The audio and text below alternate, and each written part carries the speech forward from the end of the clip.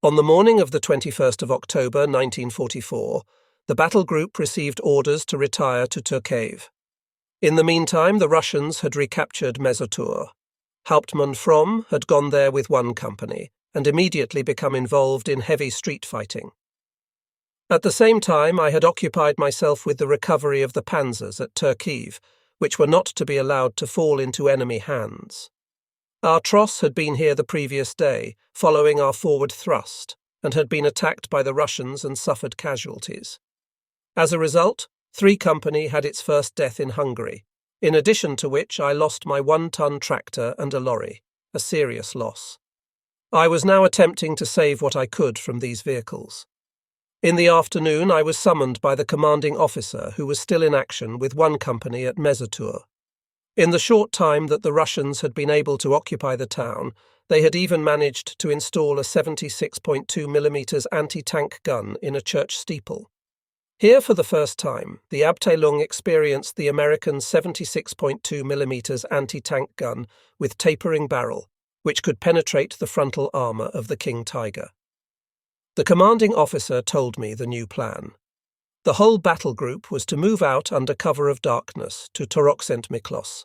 It had been impressed upon us that details of the enemy force had not been clarified, and those panzers which had not been made drivable meanwhile were to be towed there.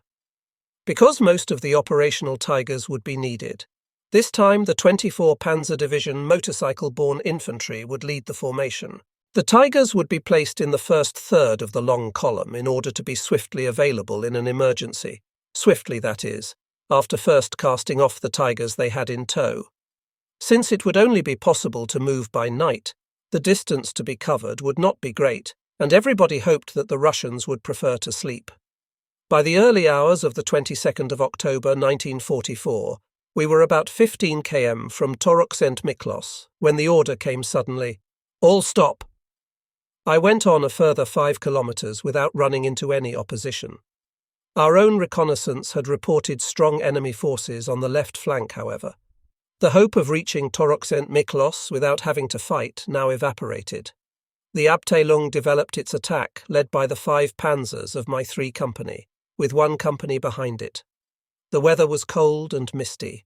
The terrain consisted of meadowlands, orchards, small scattered farmsteads and scrubland, therefore an unpleasant region for us with limited visibility, with the mist reducing it further to about 100 meters.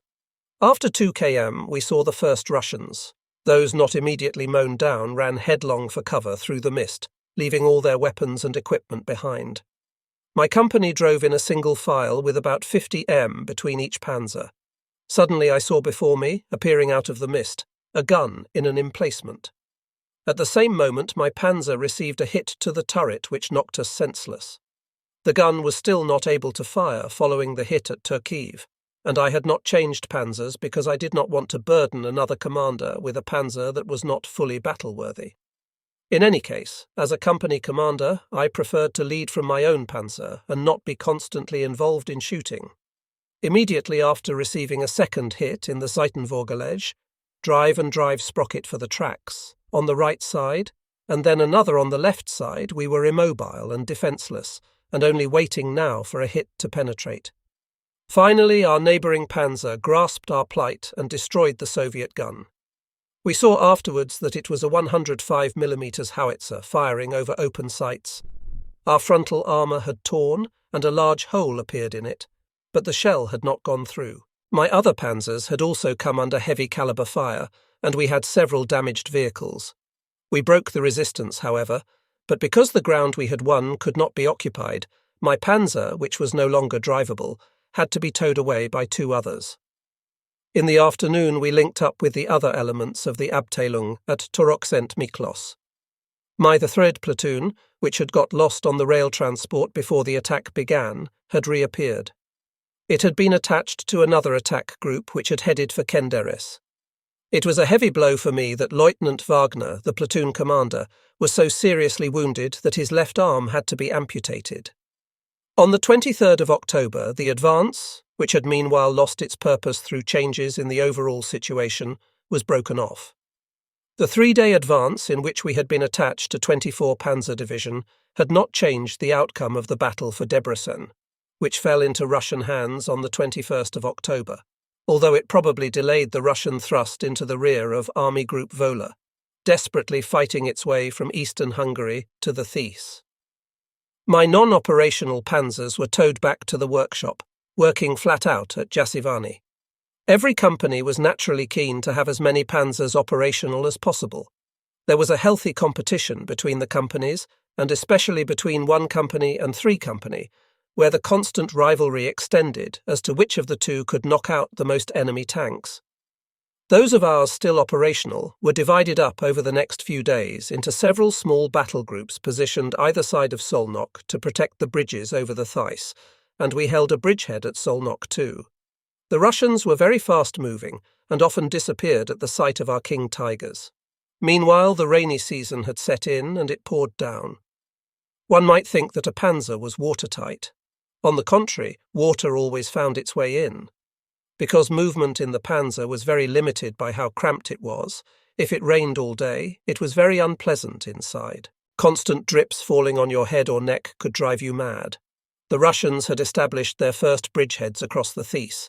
All we could do was try to prevent their being enlarged.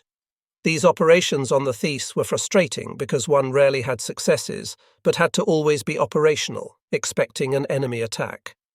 Apart from that, it was wet, cold, and one felt covered with mud. The situation in the outer approaches to Budapest had worsened dramatically. On the 1st of November 1944, powerful Russian forces advanced past Kecskemét towards Budapest, encircling 24 Panzer Division either side of Kecskemét, temporarily splitting it up into 3 groups and overwhelming the divisional command post. Our Abteilung moved up with a Panzer Grenadier Regiment in order to free the encircled parts of 24 Panzer Division. This time 2 Company was the spearhead, my 3 Company following, then the HQ and 1 companies. Soon we came across Russian troops following their forces heading for Budapest and crossing our path at right angles. They were taken by surprise, for until then their push towards Budapest had met no resistance. After dealing with the problem, our approach continued along the road to Kecskemét. Suddenly, 2 Company in front was halted by strong anti-tank units. From my position at the rear, I could not intervene directly. Lieutenant Brodhagen's leading vehicle went up in flames. Right and left of the road the terrain was difficult, consisting of vineyards and market gardens interspersed with patches of meadow and fields. Additionally, it was now dusk, and the failing light made observation increasingly difficult. The enemy emplacements could only be spotted by their muzzle flashes, and aided by this point of reference alone we had to engage the enemy in the twilight. We could not attack the Russian position frontally. The spearhead was at a standstill, and by radio Hauptmann Fromm gave me instructions to veer far right and attack their flank. I gave the corresponding order to my panzers. I did not like this situation at all, and now, during a short pause for observation, I saw that the ground was swampy, and my panzer had begun to sink in. I could not regain firm ground, and 2 of my other panzers had already stuck fast. An unpleasant situation in the face of the enemy. Obviously, the Russians had selected their position here with foresight, knowing that on account of the difficult terrain, they could only be attacked by panzers frontally and not from their flanks. The outlook for my 2 bogged-down panzers was extremely unfavourable, for recovery attempts under fire are very hazardous.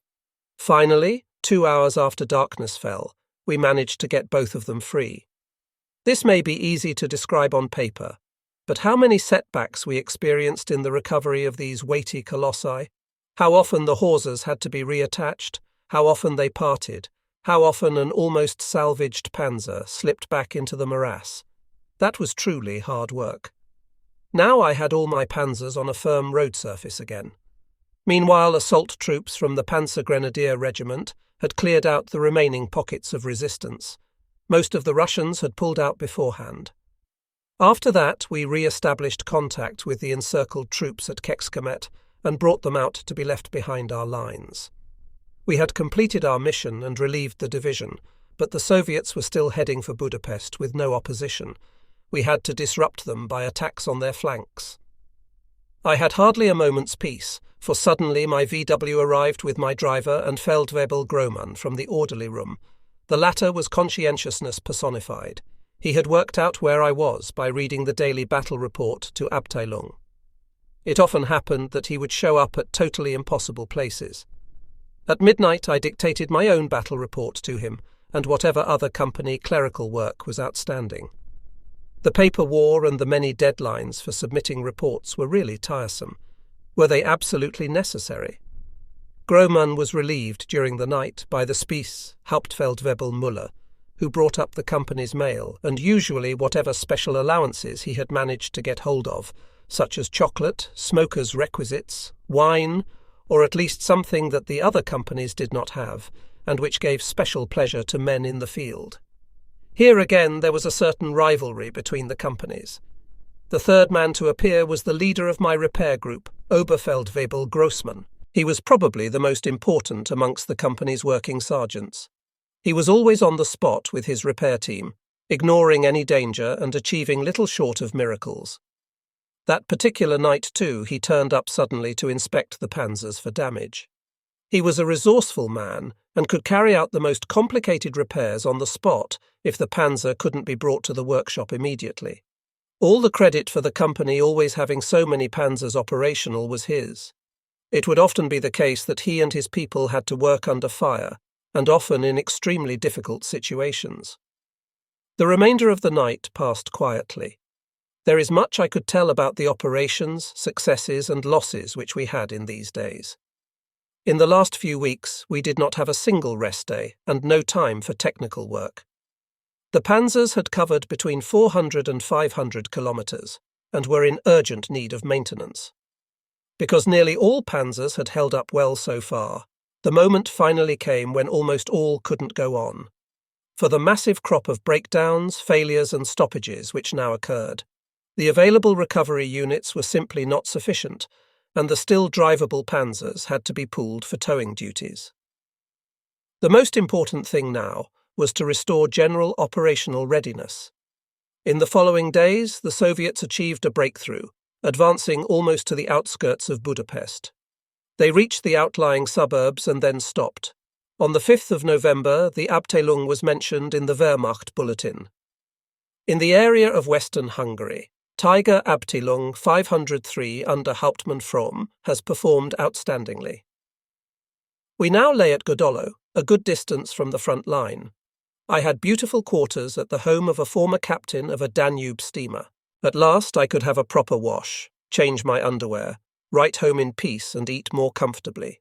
That did me good. On the 15th of November 1944, I took over leadership of the Abteilung battle group at Hatvan. 12 Tigers from all companies were operational, and additionally I was allocated the Abteilung flak platoon with quadruple guns on panzer chassis. In order to maintain contact with Abteilung over long distances, my battle group received Staff Panzerwand, which had a medium-wave radio. Our own tross with fuel and ammunition vehicles gave us a certain independence, for besides a field kitchen, we also had a recovery and repair unit under Werkmeister Spath. I was therefore fully autonomous for the impending operations. Every 2 hours I had radio contact with Abteilung. Every evening I made my report of successes and requested fuel and ammunition, which would be brought up during the night. My battle group was now attached to Panzer Regiment 1/1 Panzer Division. The regimental commanding officer was Major D. Up to the 18th of November, my battle group had initially to cover a large sector, which by reason of the unfavourable circumstances of the terrain was difficult to monitor, and it secured the withdrawal of elements of 1 Panzer Division to a new defensive line at Gyongyos. We had to intervene repeatedly, rather like a fire brigade, whenever enemy tanks appeared in the area. A new order took my battle group to Gyongyospata, a village in the Matra Mountains. On the way I was stopped by an agitated staff officer, 1A of an infantry division, who informed me that 2 km ahead a Russian tank had broken through into the infantry position, and that our own infantry had not been able to deal with it. I sent a Tiger forward and followed in my VW in order to make contact. I worked my way forward with the infantry company commander to within 20 metres of the T-34, I regretted not having a Panzerfaust with me, but the infantry had had enough of such close combat endeavours, having lost men during the first efforts to destroy the tank. I instructed my Tiger commander personally, and by the time the Russians noticed it creeping up, they were already in flames. The infantry were overjoyed, but for us it was just routine. As we were about to pull out, we were surprised by ground attack aircraft. Their bombs fell between my panzers, which were just making preparations to leave. Some of the men on the open flak platoon vehicles were seriously wounded. How often the opportunity came to pass from this life into the next. We reached Gyeongyo-Sparta in the late afternoon, initially as divisional reserve. The region with its wooded mountains reminded me of the Black Forest. On the 19th of November, the alarm was raised at 10 o'clock. In a surprise move, the Russians had reached Gyeongyos. The town had been occupied by a German infantry division, which had fled at first sight of the Russians, making their relatively small force a gift of the town. My tross remained behind while I set off as quickly as possible for Gyeongyos. The first 10 kilometres were covered really fast, and then we ran into the mob fleeing from Gyeongyos, blocking the road with their vehicles. It was difficult to swim against the tide, and additionally there ensued a fairly heavy attack by low-level aircraft, which took the whole mess under fire. I closed the hatch of my Panzer and watched through the observation slits as the Russian aircraft dived down towards us, saw the muzzle flashes from their weapons, and distinctly felt the explosive shells hitting the armour of my Panzer. They were shooting well, but their bomb aiming was poor, and my Panzers suffered little damage. Finally, we reached the outskirts of Gyeongyos. The retiring German troops had blown up the road bridge over a deep gorge here, and seeing that there was no way round it, we went into the churchyard and took the suspected houses on the other side under fire. Soon the lively enemy infantry fire died away. The Panzer IVs of Panzer Regiment Oise gradually arrived, and with them the regimental commanding officer Major D. The following new situation now developed. The armoured elements of one Panzer division, amongst them my own battle group, were placed under the command of the regimental commander of the infantry division, which had just streamed out of Gyeongyos. All our elements were to join up immediately with this division, but the direct route there led through the town and was blocked. We had therefore to go about it cross-country, which would be very difficult in the mountainous terrain. We went across the vineyards. The Tigers made slow progress up the steep slopes, sinking into the soft earth in the climb, and when descending the other side. A brook had to be forded, the last 50 metres causing us particular difficulty. In order to reach the paved road, on which we had to secure the edge of the town of Gyeongyos, we had to overcome a steep slope. The first Tiger climbed it with difficulty, but churned up the earth so badly that it had to help pull up the succeeding panzers one by one. This was not made any easier by the Russians having set up an anti-tank gun in a water tower at the edge of the town, from where its gunners could observe all the goings-on from wonderfully close range and naturally keep up a hail of fire from there. We shot this gun down. The Panzer IVs of Panzer Regiment I could not manage the route, and the few panzers which the regiment still had were all stationary on the slopes of the vineyards. Only the panzer of Major D made it, being hauled over the difficult terrain by a Tiger. Some of my own Tigers had fallen by the wayside, becoming bogged down in the early morning or later, and my proud fighting force was now down to 5. I had 3 here, while Feldwebel Bornscheer had another 2 a couple of kilometres away on another arterial road. When darkness fell, I was summoned to Major D's command post, and went there on the tracked motorcycle. Corps had ordered that the infantry division was to reoccupy the town with our help. It was not an attractive proposition, but one could understand why they wanted it done. When I heard the details, I was slightly shocked.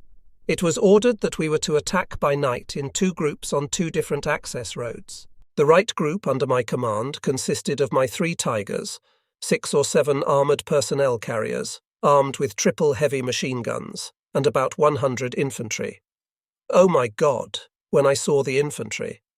They were convalescent walking wounded cases, poorly armed and lacking any motivation. My group would be at the centre of the attack. The left attack group with Feldwebel Bornscheer's 2 Tigers was equally strong, and we had contact to each other by radio. With this force led by Major D, we were to set out at 2 o'clock, fight our way through the town, and link up with elements of the infantry division on the other side. This was an operation which led through houses and a confusion of streets of a not insubstantial town occupied for 24 hours by the Russians, who were undoubtedly expecting an attack. What madness! Quite apart from the prospects of disaster, I had grave doubts about the fuel and ammunition situation. I would have to sort that out somehow. I briefed my panzer commanders, Unteroffizier Gartner of my company, and Feldwebel Jakob of 2 Company. These veteran panzermen naturally knew what a night attack on such a town would mean. Yes, we all knew what lay before us. The whole operation seemed totally senseless to me. I could not permit my people and panzers to be gambled recklessly, even if it had been ordered. At 22 o'clock, I was summoned to attend an operational conference at the Infantry Division's command post. It was hair-raising. The divisional commander had no understanding of panzer warfare, and unfortunately Major D was not the sort of man to stand up and speak his mind. My own objections to the operation were rejected by the divisional commander. Corps had ordered the attack, and therefore nobody must dare speak out against it. A factor also to be taken into account was the division's shame at being taken unawares by the Russians and their panic-stricken abandonment of the town the previous night. I had a talk with Major D, who wanted to lead the attack from his command post. Next followed agreement with the drivers of the Panzer Grenadiers' armoured personnel carriers. If there was nothing which could be done to change the orders, I wanted to do everything possible to carry them out with the least possible losses. For with the force we had available, failure could be predicted. I also did not agree that my people should be sacrificed to the amateurism of the senior commanders. As I did each evening, I requested my supplies by radio from Abteilung 503, which, in order to reach us, would have to be brought about 50 kilometres over the snow-covered roads of the Matra Mountains, for like our panzers, the large lorries could not go cross-country. Then I reported to the Abteilung 503 command post the operation ordered by Corps, with an encrypted message sent in Morse. By Corps night attack ordered on Gyongos. Long live the Führer! This was not an expression of National Socialist sentiment. Rather, I wanted to indicate that we had been given a suicidal operation in which the chances of survival were not very great. Abteilung HQ understood at once, and the commanding officer sent Lieutenant Heerlein to the Corps command post immediately to intervene. Despite that, the decision of the commanding general remained unchanged. I slept the last 2 hours before the attack in my panzer. At 1:30 I made ready, and at 2 o'clock started out from D's command post with which I had radio contact. It was pitch dark, and to see anything at all, we had to leave the hatches open. Unteroffizier Gartner was commander of the spearhead vehicle, and behind my panzer came Feldwebel Jakob, then the armoured personnel carriers, and the 100 infantrymen trotting along at the rear with little enthusiasm, although really they ought to have been alongside the panzers. Upon reaching the first houses, we fired into the darkness with all barrels to make it seem that a major force was attacking. We raked all the streets with MG fire. The Russians had pulled back, and in the glow of our flares we passed by their abandoned positions. There was a muzzle flash to the left of us, the first anti-tank gun. It fired too high, and the tracer hissed overhead. One round from the leading panzer, and the gun fell silent. We pressed ahead slowly and reached the water tower from where we had received fire at noon the previous day. The flares lit the street ahead of us with a pale light of short duration, and after they burnt out, we found the darkness even more impenetrable. I could hardly make out Gartner's tank, only the light shimmer of its exhaust flame. Slowly we groped our way forward. We received a hit forward. Gartner also reported one from an anti-tank gun. Keep calm. In the darkness we were at a disadvantage. If only the infantry would come up alongside to clean out the houses to our left and right, full of Russians. We had now penetrated about 1 kilometre into the town and came under increasingly heavy fire as we headed towards the town centre. Hit from the right. The Russians had set up anti-tank guns in the doorways of the houses. Therefore they were prepared and had let us come this far deliberately. We fired one explosive 8.8 centimetres round after another into the terrace of houses, and after that the opposition began to die down. I was running very short of flares. Advancing further forward without infantry to clear the houses on both sides was impossible.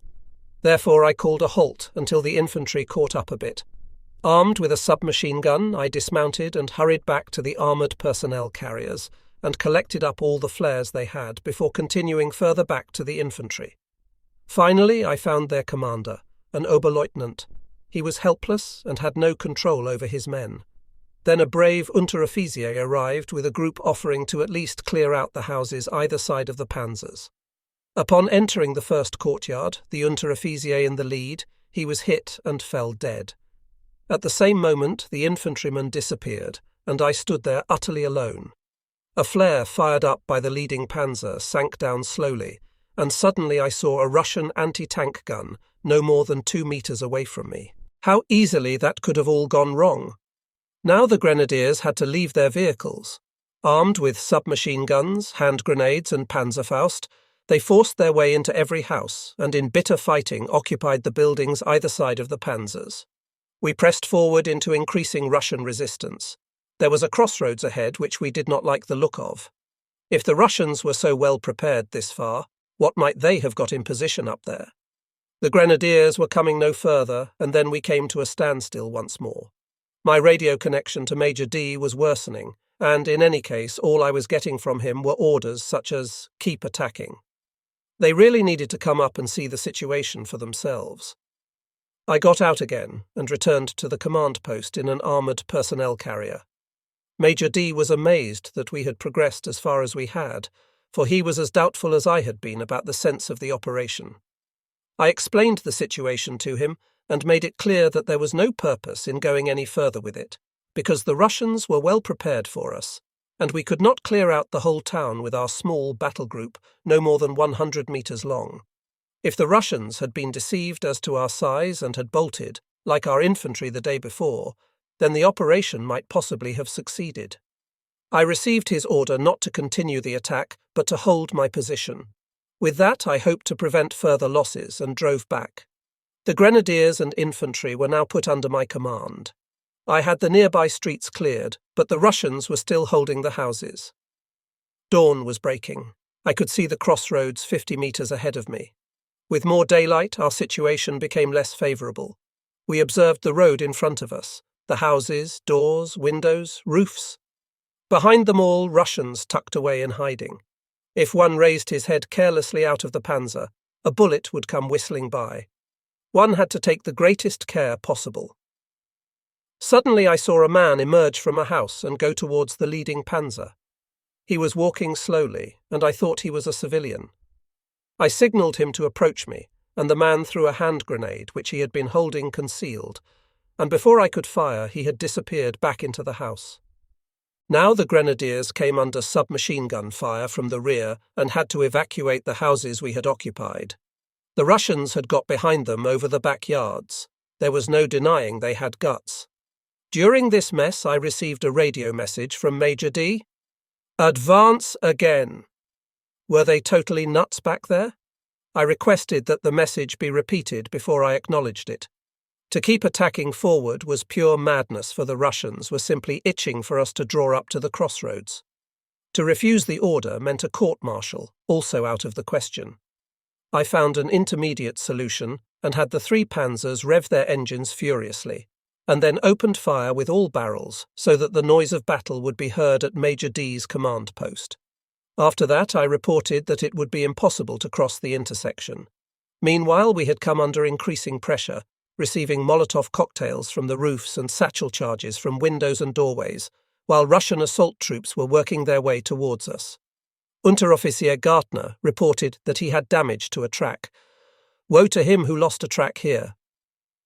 There we stayed for hours. Now and again I went out to the infantrymen, otherwise I would have been alone with my panzers.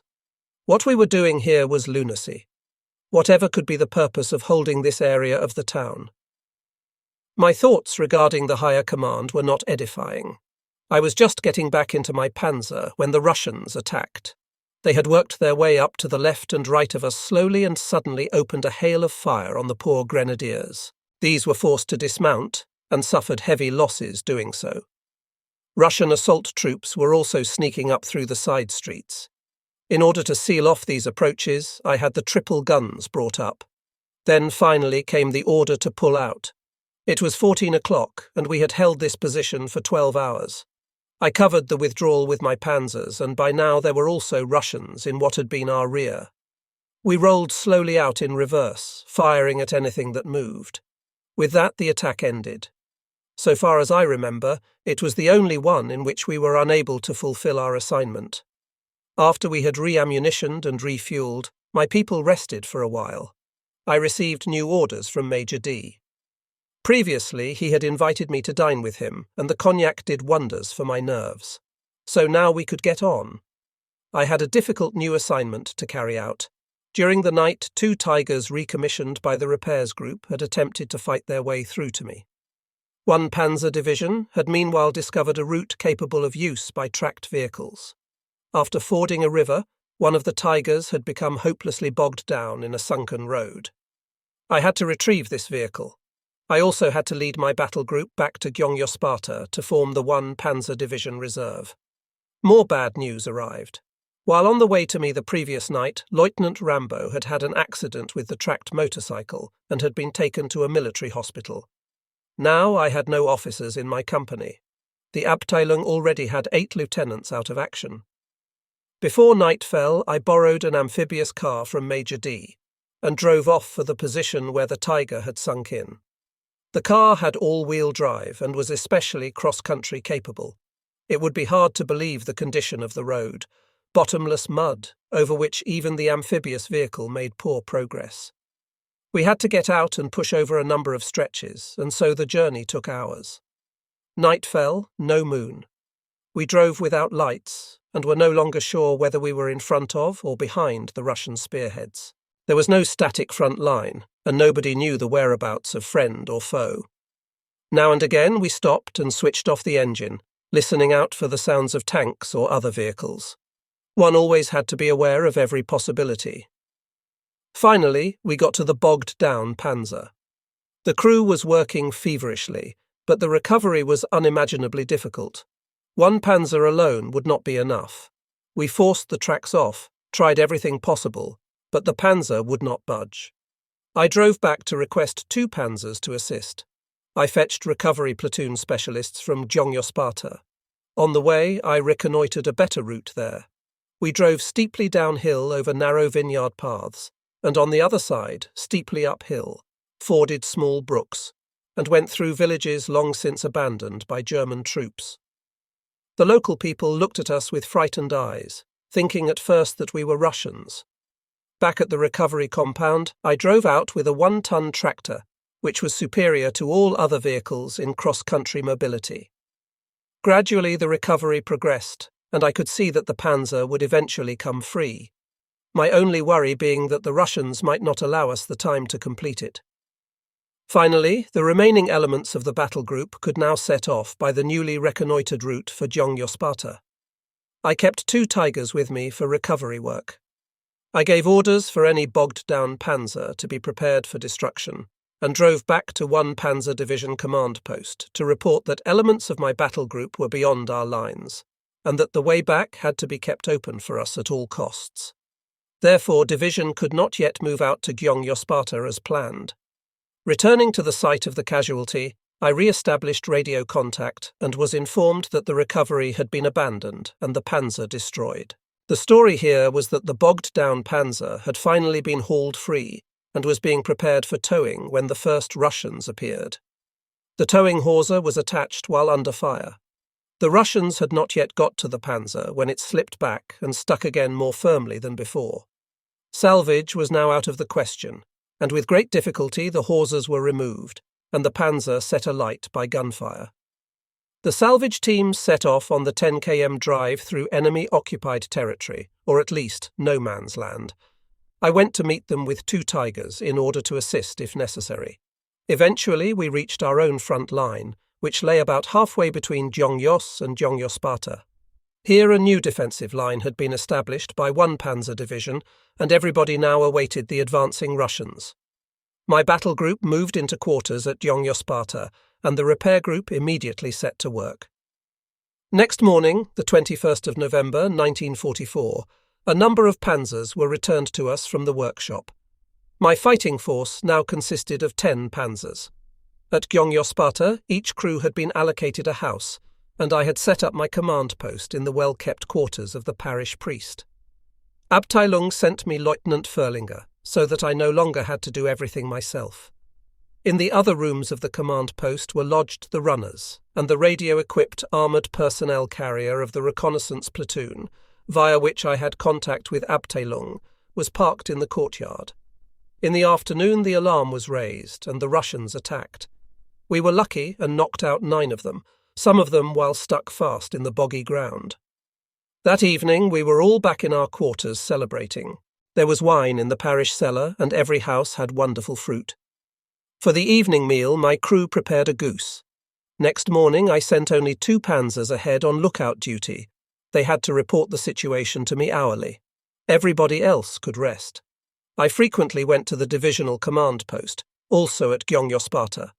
That evening I reported to Abteilung some successes against enemy tanks. In the evening Major Fromm visited me, and we were all in the best of moods. We dined on filled omelettes and sat together until late in candlelight. Next morning, the 23rd of November, we were rudely awakened by Stalin organs, multiple rocket launchers, firing into the town. In our quarters the windows shattered, very unpleasant. I found out from division what was afoot and sent 4 Tigers forward. Soon I received the report that 8 enemy tanks had been destroyed, and that meant 25 in only 3 days. At Division I requested the Iron Cross Second Class for several soldiers who had particularly distinguished themselves in the last few days. These were handed to me at once, and I was able to pin them on the recipients shortly afterwards. In the afternoon, in addition to the Stalin organs, there were some unpleasant fighter-bomber attacks. The radio-equipped SDKFs 250 in the courtyard of my command post received a through-and-through hit, which damaged the engine cooling system, but a replacement was sent by Abteilung within a few hours. Although I set up the Abteilung flak platoon, Soviet ground attack aircraft still mounted heavy raids. During one of these, Gefreiter Bohler, an excellent panzer driver, was wounded by a bomb splinter and had to be admitted to the military hospital. After that, he lost his enthusiasm, and I advised him strongly, though his wound was nowhere near healed, to discharge himself from the field hospital and rejoin us in order to avoid being transferred to the rear. His wound had not healed by December, and I took him with me to the hospital in Vienna. That evening, the 1 Panzer Division command post was moved further back because the situation in Gyeongyo-Sparta had deteriorated. I sent my own tross back too, in order not to expose them to danger unnecessarily. Only the armoured elements remained forward. Lieutenant Furlinger and I had a very good time. We ate well, enjoyed fine wines, spent half an hour now and again in the cellar during air attacks or a few hours on lookout in the panzer. It may sound unlikely, but for us it was a period of convalescence. I went daily to division to discuss the situation with the one staff officer, and sometimes, if the situation allowed, visited the workshops to put them under pressure. This was really not at all necessary, for the senior foreman, Neubert, ensured that no time was wasted. For me, he was a fatherly friend. In the spring of 1944, he had been awarded the Knight's Cross to the War Service Cross for his outstanding achievements, and fully deserved the decoration. One never left him without being served an evening meal and some schnapps. On the return journey, I would usually call in at the Abteilung command post in order to see how things were going. As company commander, one always had concerns or requests to put to the commanding officer or his adjutant. The commanding officer spent much of his time at Corps, Division or the Army Group. Then the OKH commissions would come snooping around, people who never brought with them anything worth having. I had been commanding the battle group for almost 3 weeks. In reality, Hauptmann von Eichelstreiber, commander of 2 Company, who was currently at Vakseli with the 3rd Workshop Platoon, should have assumed command weeks ago. It did not worry me too much, for I had an easy billet. The commander of 1 Panzer Division helped out here by requesting Fromm that the battle group, for so long as it remained attached to 1 Panzer Division, should remain under the command of Lieutenant von Rosen. Therefore I could carry on. This was a fine recognition of my service. Division ordered us by telephone to transfer to Infantry 1's sector. The move there was difficult because we could not cross a small bridge and had to make a major detour through vineyards with their heavy ground. Once we were through the worst, I sent Lieutenant Furlinger off with the panzers to the new operational area and drove back with the tracked motorcycle in order to apprise myself of the situation with Divisional HQ, but I learned nothing precise. I reported to the command post of Infantry 1, where I was told that my panzers were already in action. I saw from the map where they must be and hurried there on the tracked motorcycle. I recognized the panzer tracks in a field and drove for kilometre after kilometre. I thought that the advance must have made good progress despite the difficult terrain, mud knee-deep and no exaggeration. Meanwhile, it had got dark, and it surprised me that the panzers could have made any progress at all here. I hurried on, more kilometres, or at least so it seemed to me. I began to become ever more doubtful about the business. Never a German soldier, or even a trace of one. If I hadn't had the unmistakable tracks of a tiger in front of me, I would have thought myself to be deep behind the Russian lines. Then finally I found my troops, suddenly appearing ahead in the darkness. Lieutenant Furlinger approached me. He had a recent head wound and was incredibly lucky to be still alive. He fell in March 1945. He had been proceeding with the commander's hatch open, since it was impossible to see anything from inside the panzer at night. At the very moment when he had bent down to say something to the gunner, his cupola was hit, and he received splinter wounds to the head. Afterwards it was determined that the wounds were not as bad as they first appeared. He made his report about the attack. The company had had to advance at once without awaiting my return. Besides the panzers, the flak platoon had been present with their 2 CM4-barreled anti-aircraft guns, which were also very useful in the ground attack role. The advance gone about 10 km right up to where we found ourselves now. They had no panzer grenadiers to scout ahead, and Furlinger considered it to be a miracle that I had arrived on a tracked motorcycle unscathed. He needed to go to the dressing station as soon as possible, and I wanted the panzers out of this idiotic situation right away, for to be without infantry amongst the Russians was madness. I had a message sent to Abteilung for the surgeon. The panzers formed a hedgehog, and I gave command to the most senior sergeant. Then back to the command post of Infantry 1. They obviously felt bad about the situation, and so I was authorized to pull out the panzers and radioed the order forward without delay. Previously, I had telephoned Division to complain at the awful stupidity of getting the group to advance to the point where it now found itself. At midday the previous day, when I first made inquiries of Division, it seemed odd to me then that, contrary to their usual practice, they had not been able to provide any precise information. As I knew now, they had not wanted to provide it, for if I had found out what this operation was like, I would certainly have called it off. It was forbidden to risk tigers except to hold up a Russian advance or make a feint to cover our own withdrawal. Tigers were irreplaceable, for at that time there were no more reserves. I had sent the coded order to my battle group to fall back, and after it was acknowledged, I set out on the tracked motorcycle to meet up with them at a certain bend in the road where a path continued across open country. The order had been acknowledged half an hour previously. They ought to have arrived in about 20 minutes. By then I had still heard no engine noises, only MG fire now and again from a part of the main front line not too far away. It was unpleasantly damp and cold. My shoes felt like lumps of clay in which I could hardly walk. This slush and mud, hardly imaginable to a city dweller today, was nauseating. After waiting an hour I could control my impatience no longer, and drove forward to meet the panzers. Once again, kilometre after kilometre, stopping now and again to listen out for the panzers. The situation was discomforting since I was only a few hundred metres from the Russian lines. I was glad to have brought a submachine gun along with me and held it closer. If I stumbled into the Russians here alone, I would have used it on myself. I drove on, and soon reached the spot where I had found the battle group hours previously. Finally, they appeared before me. The situation was clear to me at once. 2 flak panzers, not particularly suited to cross-country travel, had bogged down hopelessly in swampy ground churned up by the tigers. In the attempt to haul them free, a tiger had also stuck fast. Panzers can hardly move in soft ground, as every steering movement makes them sink deeper. Furthermore, it was going to be another dark night, and the Russians were nearby. We could hear Russian voices very clearly from a wood in the distance. With some effort, we managed to get the Tiger free, but it was damned hard work. The towing hawsers, weighing several hundredweight, had to be attached.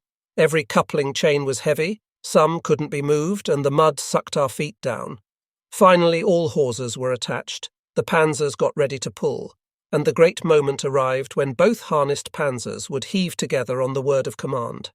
The bogged-down panzer moved a few centimetres forward, and the tracks of the towing panzers turned crazily, but achieved nothing, for they could obtain no purchase in the mud and simply ground down deeper. The two harnessed panzers escaped bogging down themselves by a hair's breadth. A metallic sound, shouts, the engines were shut down and everything fell silent. A hawser had snapped. How often it happened, and another flicker of hope died. This wasn't going to work, and we had to try something else, though I was close to despair. It was becoming gradually clear to me that this retrieval operation was senseless, risking all my panzers to free two flak panzers from a mud bath. Therefore I left instructions, prepared the flak panzers for self-destruction as a precautionary measure, and drove back to the command post, arriving there at 2 o'clock. They had been looking forward very much to my arrival, because they were going to pull back the main front line at 3 o'clock, and also evacuate the village in which the command post now stood. My panzers could not possibly get back to meet this deadline. Division had got us into this mess, and now they would have to deal with the consequences. They had no option but to postpone pulling back the front line in the hope that I could get my panzers free. But Division had to have completed the withdrawal by daybreak without fail, and also the Panzer Grenadiers. This meant that we really had to get a move on. I downed a quick cognac with the commanding officer of the infantry regiment as a pick-me-up. Then I set off again on the tracked motorcycle. The situation there was unchanged. Meanwhile, another Tiger had got bogged down, although later recovery efforts had succeeded. I was happy to have missed it, for my current nervous state was not the best. That night I was given to cursing more often than usual, and carried on like a slave driver. In such a plight one could not keep calm. It was a blessing that the Russians at least were peaceable. Had they suspected how it was with us, and been a bit smarter, they could have wiped out my entire battle group. I reconsidered the situation and examined the possibilities of recovery from all angles before coming to the conclusion that there was no alternative. In order to bring back at least the Tigers unscathed, I had to blow up the two flak panzers, a 24-ton flak panzer Ivor StKFZ 161 3-Mobilwagen, furniture van, with a 3.7 centimeters gun, and a 22-ton flak panzer Ivor StKFZ 161 4 Wirbelwind, with a quadruple 2 cm cannon in a rotating turret.